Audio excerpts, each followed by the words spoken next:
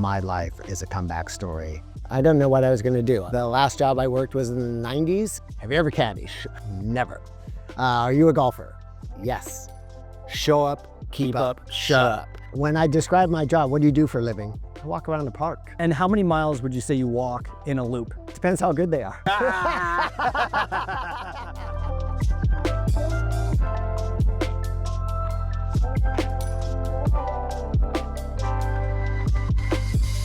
This is Between Two Bags. I'm Aaron, the content creator behind Bogey 2-Putt, and today my guest is Joey Bloomfield, and we're just gonna talk about golf between two bags.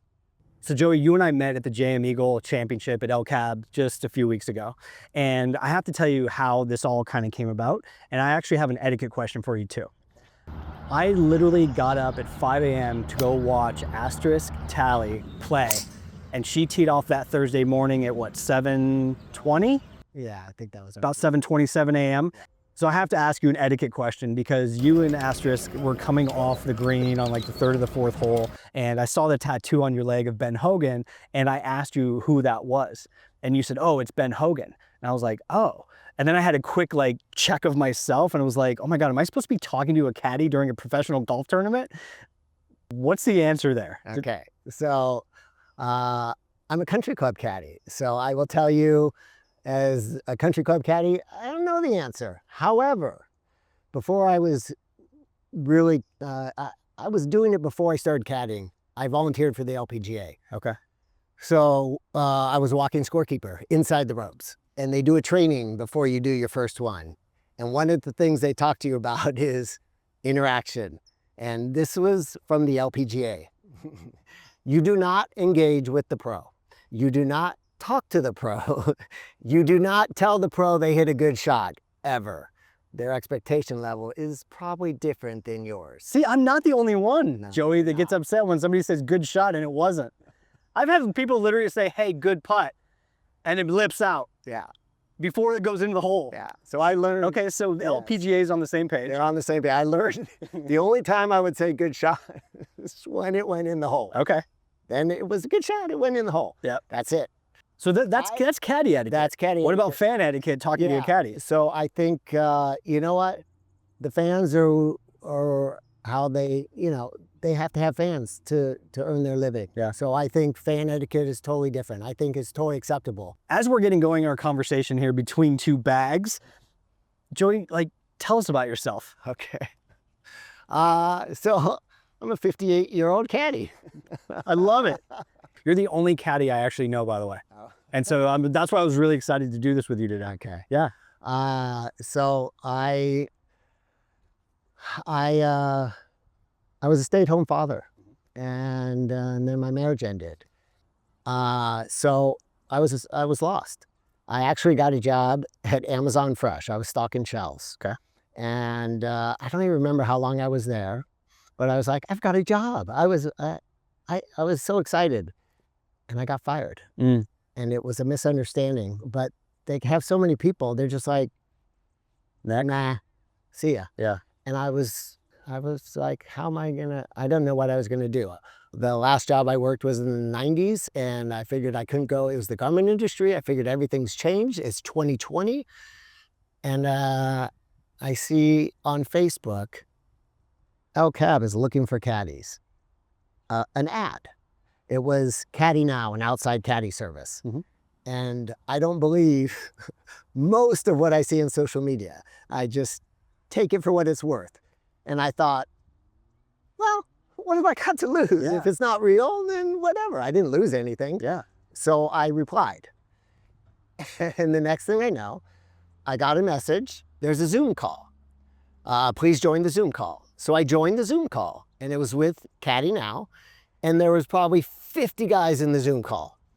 And I didn't say a word, and they were talking, and I have 45 years experience, I have 20 years experience, I have 30 years experience. I've never caddied in my life. And I was just like, okay. And I listened, and then it ended. I just listened to everything. I did not say a word. And after it ended, I got an email. We're doing on-site interviews. And I walked into the Caddy Shack, and there was a president of a Caddie Now, a rep from LCAB, and two other guys applying for caddies. 3 of us sitting there. So they asked everybody sort of different questions. And they said to me, have you ever caddied? I said, zero, never. Are you a golfer? Yes. And I don't remember much else, but I do remember them asking the next gentleman, what's your index? And he told them, I'm a 12. I'm not very good. I'm a 12. And the reply was, oh, you're better than most of the caddies. And at the time I was sitting there, I was a 3. Oh, wow. I was a 3. And in my head, I'm going, this guy's a 12. He's better than most of them. And I'm a 3. I didn't say a word. I was just like, okay, I'm okay here. I'll be all right. And the interview ended, and they gave me a bib, and I was driving home. And I remember calling a buddy who I live with, who's in Florida, and I said, Walt, I think I just got a job. I think I'm a caddy. Like, I wasn't even sure. I said, they gave me a bib. I didn't fill out any paperwork, but I think I'm a caddy. And I was. While I was at the JM Eagle Championship, I learned the term mule, and it sounded really negative. What's the difference between looping and being a mule out there? So I believe, and don't hold me to this, I believe the term looper became because in Scotland, traditional links courses are a loop. You go out, you never hit the clubhouse till you come back. So it's a loop. Okay. Our courses here, you go out 9, you hit the clubhouse at 9, and then you go out again. So we're basically not a loop, but that's what caddies call it. I have a loop. I have a loop. You loop. A mule. So a looper would be someone who carries the bag and caddies for a guy. A mule simply carries a bag. I was contacted by pros, and I was told what they were looking for. And one of them sent me a explicit text. I don't want any help with my game. I don't want any help with yardages. I don't want any help picking clubs. I don't want any help reading greens. I just want you to carry the bag. That sounds like zero fun. That's a mule.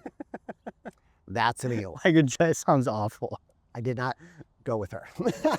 I'm glad you didn't, because obviously just from the conversation here so far, you have so much knowledge about this game. How much of your job is golf IQ versus people IQ? That's a really good question, because when I first started, I thought it was going to be all golf IQ. I really did. I thought my golf knowledge is what's going to propel me as a caddy. And I think it's way more people IQ. You're spending 4 hours with these people. Mm-hmm. They want help with their golf, but they've got to spend 4 hours with you. I think people IQ is much more important. You think you're a good golfer, can you be a good caddy? It's not the same thing, especially what I do. I'm a country club caddy. I caddy for 4 guys at one time. Oh, I didn't know that. Yes. Okay. 4 guys at one time. Now, I could go out with the double, I could go out with the single, but generally it's a foursome. You're tracking all 4 shots. You've got people's clubs. You got to put them back in the right bags. You've got to know who went where. You have to think in advance. What are they going to need? If they're going this way, do I need to grab this for the next shot? I would go home exhausted mentally, because you're tracking 4 people at a time. And it took me probably 6 to 8 months to finally go to work and feel like, okay, I got this. Do you change your style depending on the player? Yes. Do you? Yeah. And now that I know that you're managing 4 different human beings out there, Yes. plus some golf. So you asked me golf IQ, people IQ. This is where the people IQ comes in, and this is where I think I excel. I read people very well, and I read them quickly. So as a caddy, there's a saying about a caddy, a tenet: show up, keep up, Okay. shut up. Show up, keep up, shut up. Some guys like to talk, and then you engage with them. But I read my players. I can tell when somebody doesn't want me to say a word, and I don't say a word. When I'm on the green, you think my green reading skills would be very important. Most of my regulars, I don't even read the green. Interesting. Nope. And when I get new people, I don't just read the green for them. I will ask them, do you want to read it yourself? Do you want help? I change with every person. And the last thing you were saying too about, you take 4 people out, are they typically in 2 carts together? Correct. And then where are you? Where are you? Are you I'm walking? walking. You're walking while the 4 walking. people are in carts? Yeah, Wow. I'm walking. Okay. And how many miles would you say you walk in a loop? Depends how good they are. I'm not joking. Like, what are we talking? Like 4 to 6 miles? 6 to 8? I don't know. No, it's always over 6. Always over 6. Always over 6. My best client who plays 3 times a week, he's a high handicapper. Okay. He is a good golfer. Oh, interesting. He hits it straight. Yep. He's 78, 79 years old. Dude, God bless him for being out there at that age, and he can play. And he walks? And I carry his bag. Wow. And the other 3 guys will do their own thing, and I'll carry his bag, but I still caddy for the other 3. He just doesn't hit the ball very far. Yeah. He is fantastic chipper, fantastic putter. I was going to ask about the short game. Yeah, he's incredible. And what I love about him the most is he has another level. And when there's a tournament or money on the line, most of his friends don't bet, but when there is, he steps it up, and I love it. He knows I love that about him. But he's a 25. Yeah. And I hate playing him. Well, I was going to say, to get 2 strokes a hole, he's going to smoke pretty much anybody if he pars anything, right? Yeah. If you guys are playing gross and net or whatever. People like to call him sandbagger, and I would say, come talk to me. I watch him play every day. He's not a sandbagger. No, he's a real 25. He's a real 25. Yeah. But he has another level. Yeah. Yeah. Can we talk about sandbagging real quick? Yeah. There was this one guy, and we're not going to name his name, but you know who you are. And he shot like low 80s, 3 tournaments in a row, and he said he was a 14. Yeah. It's statistically out of the standard deviation. Yes. It's not, it should happen maybe once a year. That guy's a sandbagger. And he did it 3 times Yeah. in 3 tournaments. I think there's a way to combat that. Yeah. But most clubs don't do it. And I'll tell you how. Tell me. You only take tournament scores. So these guys go play on their own. Yes. They post whatever they want. Yeah. And if it's too good of a score, maybe they don't post at all. Yes. And And you know who you are that doesn't post any of their low scores. we're coming for you. Joey, I want to talk about tips out on the golf course. What is an acceptable or even just average tip from a golfer these days? Yeah, so I think it depends on the caddy. I definitely think some guys earn more than others. In the pro shop at my country club is a suggested minimum, $60 minimum. Okay. So when we for caddy, we'll take their putters. The reason we take their putters is that's the one club they have to use on every hole. So we'll have it for them. They never have to go back to their bag. $60 is suggested per player for caddy. Then they have a minimum for a carry. Kind of feel like it's 100 is the minimum. And does that mean that the player's walking next to you? They're walking as well, but you're carrying the bag? Correct. Got it. Yeah. I think for players like me who don't no clue. I have no clue, and I never want to like undercut anybody or undervalue anybody. Right. Do golfers want honest advice or their decisions confirmed? Depends on the player. Okay. I used to be the latter. I would just confirm. Unless they asked me for the read and they didn't want it. I confirm. Now I'm much more confident. If he says on the edge and I don't see it on the edge, I'll say, I see the ball out. We're talking this much, and I will tell him. I also depends on the player. With a guy that's a guest I haven't met, I'm not as, I play it a little easier, you know what I'm saying? Yeah. I think for the most part, they want to be told what to do. I have another question for you that's not so much about the playing of golf and caddying, but it's more about preparing to be outside for a really long time, 4, 5, 6 hours, however long you're out there. And it's really around sunblock. And I brought my sunblock with me today because I had a stage 2 melanoma just a few years ago. And I'll tell you, man, it scared the you-know-what out of me. I went in because I'd never had a skin check. That one time I go in to get checked, they find a stage 2 melanoma on my chest. And they literally call me, and you get that call from a doctor saying you have cancer. My mom died of breast cancer when she was 59 years old, and it just shook me. They went deep and wide, removed it. It never spread, thank God, so it wasn't on the move, but it scared the hell out of me. Talk to me about like sun protection for caddies, for players. Like, is this something you guys even talk about? 100%. In the caddy shack, before we go out, that's what they're doing. I mean, besides talking and watching the Golf Channel on this TV we have back there, we're applying sunscreen. When I first started caddying, I had a veteran seasoned caddy tell me, Joey, you should wear some sleeves. And I'm like, I'm fine. I don't need any sleeves. I learned very quickly. I wear sleeves every time, and I already can see, like, my skin, my ears. I put on sunscreen every time I show up. Well, cool. Thanks for talking to me about sunblock. I think it's really important. That is.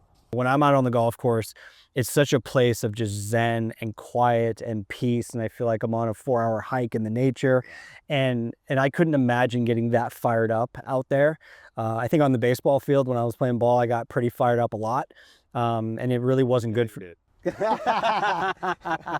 and it really wasn't good for me mentally out there. Like, I actually have pictures of me where I'm just so intense, and I'll send you one.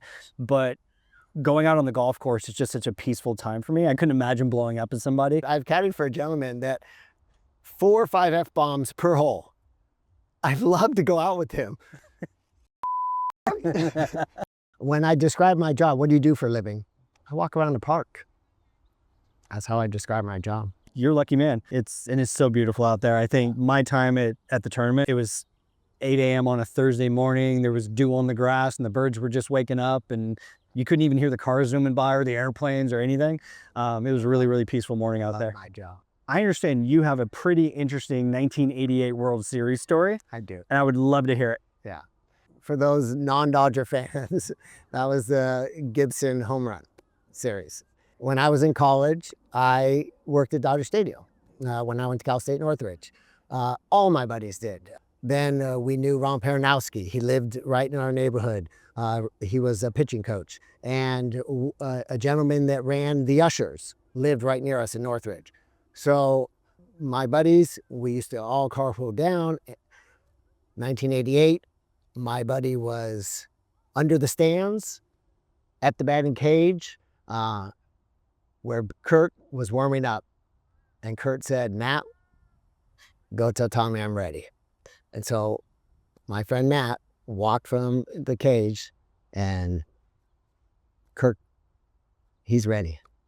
And they called him in, and it's history. Joey, I'd love to tell you a Tommy Lasorda story. You ready? Yeah, I want to hear. I grew up in Fullerton, California, and Tommy Lasorda was my neighbor. In Fullerton. In Fullerton. 20 miles from downtown Los Angeles, 20 miles from, Chavez Ravine. Right. And Lasorda lived in my neighborhood. Why? I don't know. I think he lived there just to be left alone. I lived on Houston, he lived on Basque, and just 2 blocks over. Every once in a while, me and my buddies would go to Tommy's house, hoping that he would be home and he would sign an autograph for us. I'm 8 years old at the time.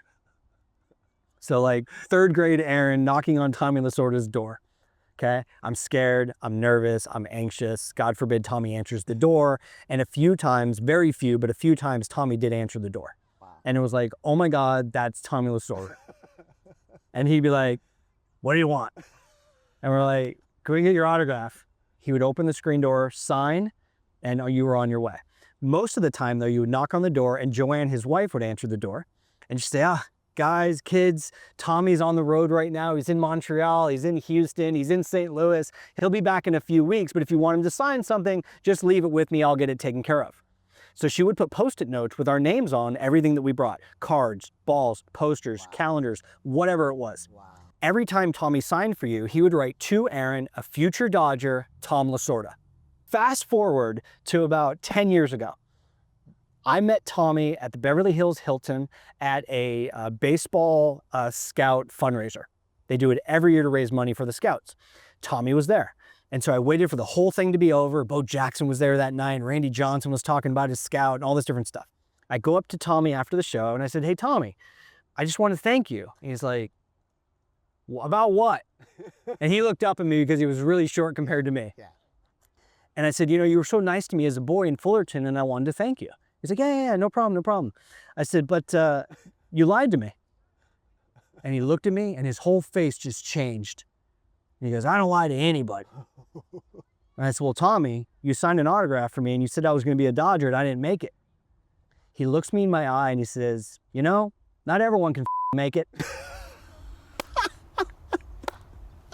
He turned around and walked away from me. Yeah. That's my time in the store to stare. That's a great story. I want to switch gears and I want to talk about your tattoo. That was This one? not your Adidas sponsorship. Not sponsorship. Yeah. Who is it? Why? How? Talk to me. Yeah. So it's interesting. Everybody thinks like, oh, you're a golfer. And yes, I'm a golfer. But that's not why I got this tattoo. It's more about the story. It's more about who it is and his story and my story. So Ben Hogan, that's who this is, Ben Hogan. It's funny, at the JM Eagle, prior to the tournament, we had the pros coming in and playing practice rounds, and Nguyen pulled me over and said, who's that? I'm like, Angel, you're a pro golfer, you don't know who this is? This is Ben Hogan. He was in a very serious car crash with his wife, head on with a bus. Doctors said he shouldn't have lived. He lived because he dove across to save his wife, and the steering column went right through his seat. That's the only reason he survived. They said he would never walk again. He came back, and I believe he was a better golfer post-accident than he was pre-accident. It's an amazing comeback story, and I have a comeback story. My life is a comeback story. And when I was thinking about a tattoo for my story, I thought comeback story, and I'm a golfer. So it's more about the story than golf. It's comeback. Really interesting, because some of the research that I've done on Ben Hogan was that both his father and his grandfather were blacksmiths. And so they were working with metal, which he then became a club designer and club builder and all of those things. And they think that him just being around the shop, he obviously picked up that skill set to make things too. Yeah. The other thing that I thought was interesting is that Ben Hogan's father committed suicide. And all of the kids had to go out and work at a very young age. And my understanding, having read Ben's biography, is that Ben was really just quiet and reserved individual too.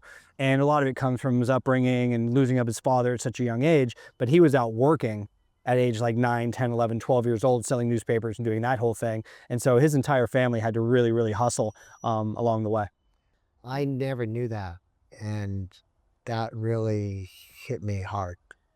I did not know his dad took his life. I read Ben's biography, and it just, that part really touched me very quickly.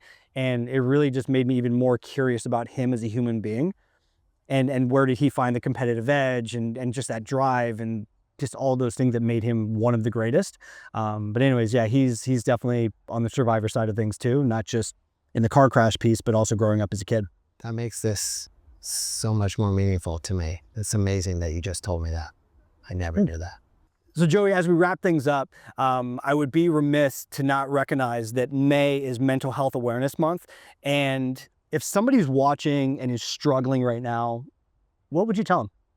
So I'm a survivor. My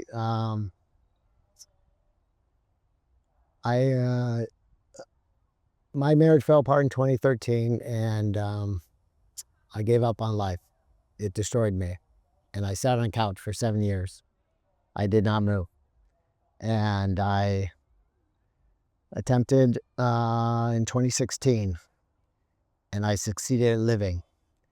And I would tell anybody who's struggling with life to never give up. For 7 years, I probably did not walk 10,000 steps. Apple recommended 10,000 a day. In 7 years, I probably did not walk 10,000 steps. Last month, I had 1,003,000 steps. I walked in April, 30 days, not even 31, 564 miles. Wow. I came out of my depression in 2020.